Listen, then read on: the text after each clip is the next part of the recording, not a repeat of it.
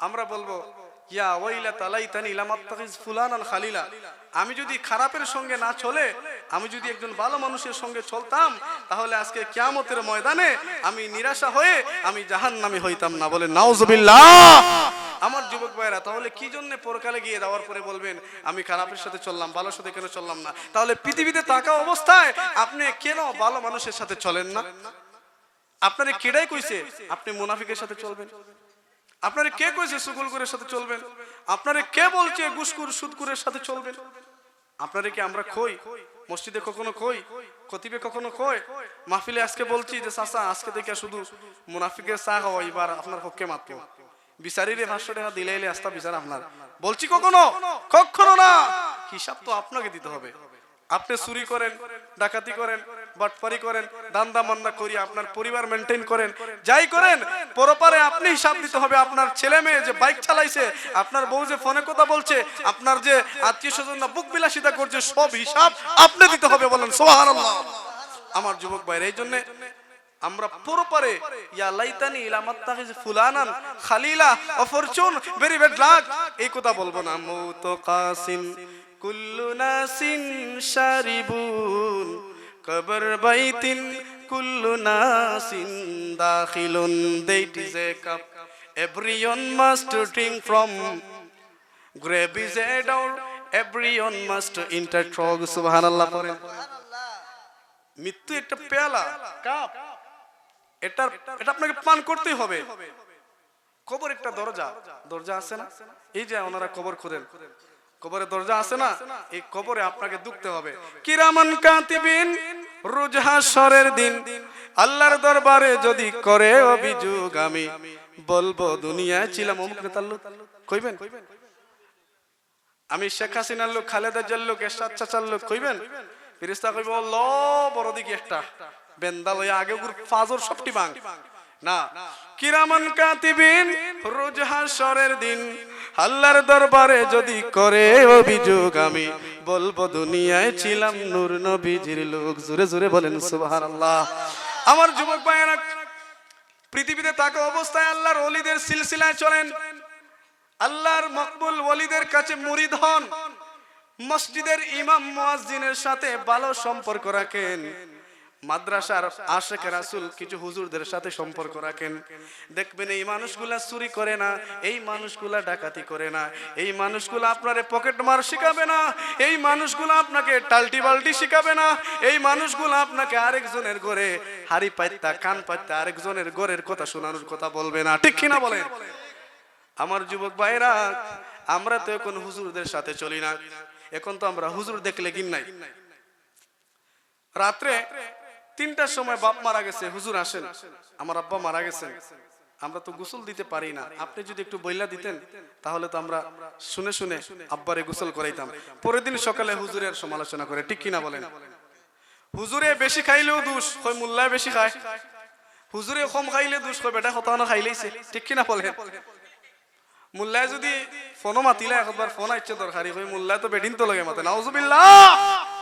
মোল্লায় যদি আটিয়া যায় আখতা খেউলকে উবায়া কোন মহিলা ভদ্রলোকে তো দরকারে তো মাতাইতে পারে, বা হুজুর একটা দরকার আছে, কই বেটি লগে মনে হয়। মানে মোল্লা, এই বর্তমান সমাজে হুজুর হয়ে থাকাটা বড় মুশকিল রে বাপ। আমি নিজে এটা ফেস করছি। আমি নিজে, মানুষের মন পাওয়া বড় মুশকিল। এই জন্য আমার নবী বলেন যে ওয়াকুমু মা'আস সাদিকিন, তোমরা আল্লাহর বন্ধুদের, ভালো সত্যবাদীদের সঙ্গে চলো, হুজুরের দুষ খোঁজাখুঁজি করবা না। মোল্লা বেটা লাগে মা মারা গেছে, হুজুর জানাজার নামাজটা আপনি পড়াবে, এখানে তোমার ডিজে গানোর বন্ধু অন্য নামাজ পড়াও, মোল্লার বিরুদ্ধে যে মাতো, এখন হুজুর লাগে খেন মোল্লাই না হলটি বাদ, তোর মার বিয়া পড়াইছে ইমাম সাহেব সব যদি বাজাতে বাদ মোল্লাই বিয়া পড়াইছে, তুই বাদ হইছো। ঠিক কিনা বলেন?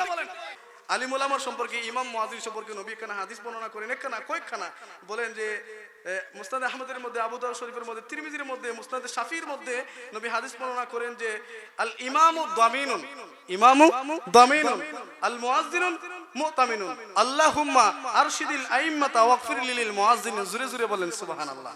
আমার নবী মসজিদের মিম্বরের মধ্যে বসে ইমাম মুয়াজ্জিন আলিম উলামা হুজুরদের জন্য দোয়া করেছেন। আর তুমি মিয়া জারজের মতো ইমাম মুয়াজ্জিন আলিম উলামার বিরুদ্ধে ইন্টারনেটের মধ্যে লেখালেখি করো, কমেন্টস করো মিয়া, তোমার এই ব্যবহারে বোঝা যাচ্ছে তোমার জন্মের সমস্যা, ঠিক কিনা বলেন? কোন ভালো বংশের মানুষ, ভালো বাপ মায়ের ছেলে মেয়ে, ভালো বাপ মায়ের বংশের মানুষেরা কখনো আলিমের পিছনে লাগে না। আলিমের পিছনে লাগে না, কি জন্য লাগে না? কারণ এদের বদুয়া লাগলে তোমার 14 গোষ্ঠী নির্বংশ হয়ে যাবে, ঠিক কিনা বলেন? যুগে যুগে জুল খুয়াইসারের বাচ্চারা, উতবা, সাইবা, ওয়ালিদ বিন মুগীরা নবীর সাথে বেয়াদবি করেছিল, আলিম উলামার সাথে বেয়াদবি। আমার নবী বলেছেন বেয়াদব ছাড়া, জারত ছাড়া কখনো আলিম উলামা নবীর উত্তরসূরিদের সাথে বেয়াদবি করবে না, ঠিক কিনা বলেন? আর নবীকে মহব্বত করবে, আলিম উলামাকে মহব্বত করবে, আল্লাহর ওলিদের মহব্বত করবে। কাল কিয়ামতের ময়দানে নূহের কিস্তির মতো এই কিস্তিতে উঠে আমি নবীর শাফাত পেয়ে পেয়ে বেহেশতে চলে যাইবা। সুবহানাল্লাহ।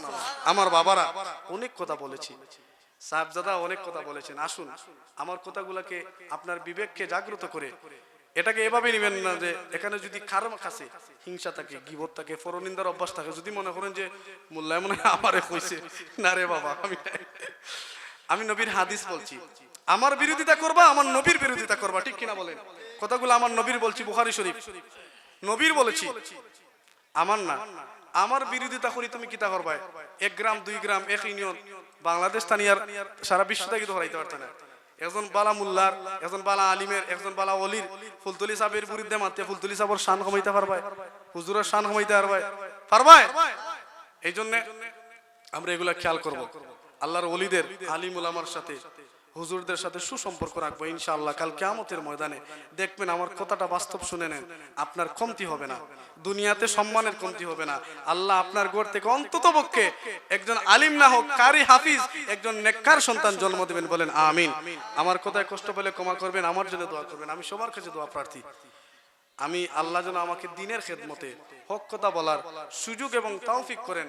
সারা বিশ্বব্যাপী যেন রাসূল পাক সাল্লাল্লাহু আলাইহি সাল্লামের শানে কথা বলতে পারি। এই দেশে আলিম উলামার অভাব নাই, কিন্তু আমার নবীর পক্ষে কথা বলা, নবীর মহব্বতের কথা বলা, নবীর শানের কথা বলার আলিমের বড় অভাব, ঠিক কিনা বলেন? আল্লাহ সবাইকে মাফ করুক। আমার প্রবাসী ভাইয়েরা আজকের মাহফিলে সহযোগিতা করেছেন, আমার মা বোনেরা, পর্দানিশীল মা বোনেরা অনেকে খতম পরে দোয়া চেয়েছেন। আমার এই সংগঠনের শাহ নাইম আলী প্রবাস চলে যাবে ইউকেতে, তারপরে আমার মাহফুজ মিয়া, অনেক আন্তরিক মানুষেরা বিদেশে চলে যাবে, আরো কয়েকজন বিদেশে যাওয়ার চেষ্টায় আছে। আল্লাহ পাক যেন সকলের সফরকে কবুল করেন, পড়ে না আমিন। আর আমাদের জিন্দেগির সমস্ত গুনাহকে মাফ করেন আমিন। যত কথা বললাম আল্লাহ পাক যেন কথাগুলোকে হেদায়েত রূপে গ্রহণ করেন, পড়েন আমিন। ওয়া আখির দাওয়ানা আনিল হামদুলিল্লাহি রাব্বিল আলামিন। আপনারা শুনে যাবেন আল্লাহুম্মা আমিন। ربنا ظلمنا أنفسنا وإن لم تغفر لنا وترحمنا لنكونن من الخاسرين اللهم اغفر لنا ولوالدي رب ارحمهما كما ربياني صغيرا মাবুদ আমরার জনম দুঃখী মা বাবারে তুমি মাফ করে দাও। আল্লাহ তাআলা হায়পুর লতিফিয়া যুব সংঘের মাহফিলকে আজকে তুমি কবুল করো। আল্লাহ এই যুব সংঘের ভাই বন্ধুদের মা বাবারে তুমি মাফ করে দাও। আল্লাহ এর আগের সমস্ত মুর্দেগানদেরকে তুমি মাফ করে দাও রব্বুল আলামিন। আমার অনেক বাবারা, যুবক ভাইরা যে যে উদ্দেশ্যে হাত তুলেছেন সকলের উদ্দেশ্যে তুমি কবুল ফরমাও। আয় রব্বুল আলামিন, আমার মা বোনেরা পর্দানিশীন হাত তুলেছেন, যে যে উদ্দেশ্যে হাত তুলেছেন মাওলা তুমি কবুল করে নাও। জীবনে বারবার তোমার বাড়ি আর তোমার হাবিবুল্লাহর বাড়ির মেহমান বানাও মাবুদ। আমরা গুনাহগারের দলেরা তোমার দরবারে হাত তুলছি, আমরা রে তুমি খালি ফিরাইয়া দিও না। আমরা যে যে অভাবী, যে যে ঋণের মধ্যে আছি আল্লাহ, তুমি আমরা ঋণ অভাব রে দূর করে দাও আল্লাহ। এই মাহফিল থেকে তুমি আমরা সবাই রে মাফ করে হেদায়েতের জীবন তুমি নসিব ফরমাও রব্বুল আলামিন। আমরা রে জালিম বানাইও না, কোনো জালিম বেয়াদব দিয়া তুমি আমরার ক্ষতি করাইও না। আমরার জান মাল ইজ্জত আবরু তোমার হাওলা করে দিলাম, তুমি হেফাজতে রাখিও। ও ফাউদু আমরি ইলাল্লাহ ইন্নাল্লাহ বাসীরুম বিল ইবাদ بحق لا إله إلا الله محمد رسول الله آمين